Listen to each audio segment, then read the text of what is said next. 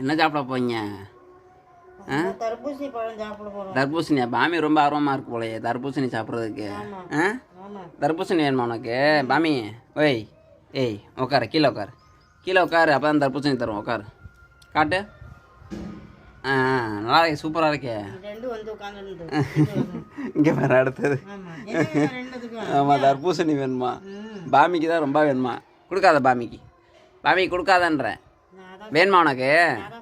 தர்பூசணி வேணுமா உனக்கு? ஏய், வேணுமா உனக்கு? சொல்லு, அப்போ தான் தருவா. சொல்லு, உட்காரு, சொல்லு, அப்போ தான் சொல்லுவா, தருவா.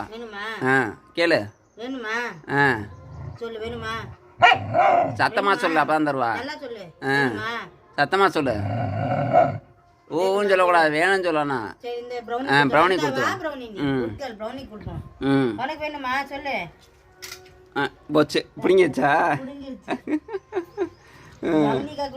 ப்ரௌனி நீ எடுத்துக்கோ. ப்ரௌனி ஆ, அது சாப்பிடாது. நம்ம பாமி தான் நல்லா சாப்பிடும்.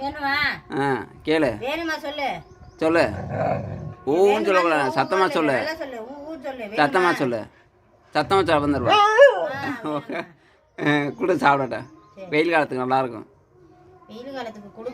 ஆமாம், பைரவருக்குலாம் கொடுக்கணும். ஏன்னா பாடி ரொம்ப ஹீட்டாக இருக்கும் பாமிக்கு. உங்கள் வீட்டில் பைரவர் இருந்தால் அவங்களுக்கு தர்பூசணி பழம் வாங்கி கொடுங்க. ஆமாம், அதான் லோ பட்ஜெட்டு, ஹெல்த்தியான ஃபுட்டும் கூட.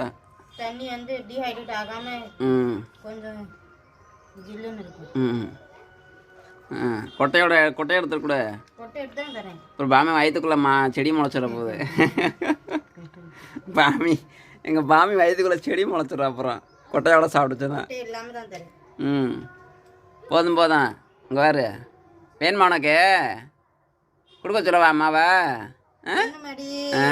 சமத்துக்கு வேணுமா சொல்லி. ஓஹோ,